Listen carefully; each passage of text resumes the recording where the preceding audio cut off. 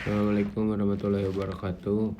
Perkenalkan, nama saya Muhammad Jaki Dwi Putra dengan NIM 20923988. Pada kesempatan kali ini saya akan mempresentasikan materi yang berjudul Pengaruh Produk Fashion Impor terhadap Daya Saing UMKM Lokal dalam mata kuliah Custom Administration.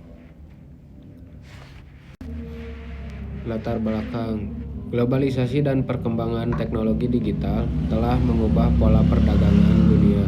Saat ini, masyarakat dapat membeli produk fashion dari luar negeri hanya melalui ponsel, tanpa harus datang langsung ke negara asal produk tersebut.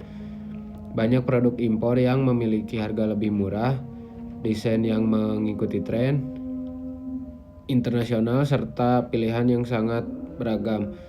Hal tersebut membuat minat masyarakat terhadap produk impor semakin meningkat. Namun kondisi ini juga menjadi tantangan bagi UMKM lokal. Banyak pelaku usaha kecil harus bersaing dengan produk impor yang jumlahnya semakin banyak. Apabila UMKM tidak mampu meningkatkan kualitas maupun strategi pemasarannya, maka daya saing mereka akan semakin menurun. Di sini ada rumusan masalah dan tujuan. Berdasarkan latar belakang tersebut, terdapat dua rumusan masalah utama. Yang pertama adalah bagaimana pengaruh produk fashion impor terhadap daya saing UMKM lokal. Yang kedua, bagaimana peran Bea Cukai dalam mengatur arus barang impor agar tetap memberikan perlindungan terhadap industri dalam negeri. Sedangkan tujuan dari penelitian ini adalah untuk menganalisis dampak positif maupun negatif dari masuknya produk fashion impor, sekaligus memberikan rekomendasi agar UMKM lokal dapat meningkatkan daya saingnya di tengah persaingan global. Lalu ada tujuan pustaka.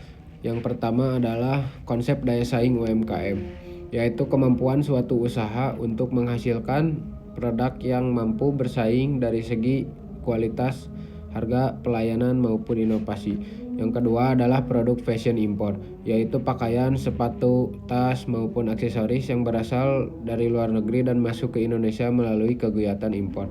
Selanjutnya terdapat konsep Custom Administration, yaitu sistem administrasi kepabeanan yang mengatur keluar masuknya barang melalui pengawasan Bea Cukai. Selain itu juga ada kebijakan perdagangan internasional yang menjelaskan bagaimana pemerintah mengatur aktivitas ekspor dan impor melalui berbagai regulasi. Lalu ada tujuan analisis.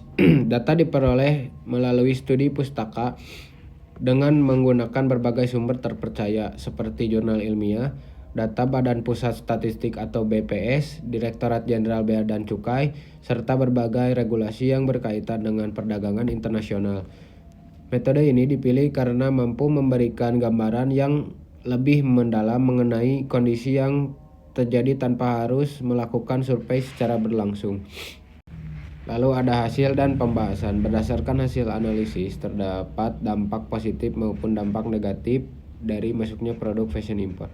Dampak positifnya adalah meningkatnya persaingan yang mendorong UMKM untuk lebih berinovasi, pelaku usaha menjadi lebih kreatif dalam menciptakan desain baru, meningkatkan kualitas produk, memperbaiki pelayanan kepada konsumen, dan membangun branding yang lebih profesional.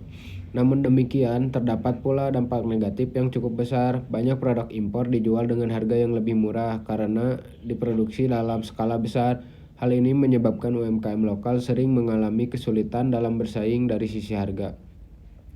Selain itu, masih terdapat masuknya produk impor ilegal yang tidak melalui prosedur kepabeanan secara benar. Produk seperti ini dapat merugikan negara karena tidak membayar bea masuk maupun pajak, sekaligus merugikan UMKM lokal karena persaingan menjadi tidak sehat. Lalu di sini ada peran Bea Cukai. Yang pertama, melakukan pengawasan terhadap seluruh barang impor yang masuk ke Indonesia. Yang kedua, memungut bea masuk dan pajak sesuai dengan ketentuan yang berlaku. Yang ketiga, mencegah penyelundupan maupun masuknya barang ilegal yang dapat merugikan negara. Selain itu, Bea Cukai juga berperan dalam mendukung industri nasional melalui kebijakan kepabeanan yang adil sehingga produk lokal tetap memiliki kesempatan untuk berkembang. Lalu di sini ada rekomendasi. Pemerintah perlu memperkuat pengawasan terhadap produk impor ilegal agar persaingan usaha menjadi lebih sehat. UMKM juga perlu mendapatkan pembinaan secara berkelanjutan, terutama dalam peningkatan kualitas produk, inovasi desain, dan pemanfaatan teknologi digital. Selain itu, pelaku UMKM perlu memperkuat branding serta memanfaatkan digital marketing agar mampu menjangkau pasar yang lebih luas.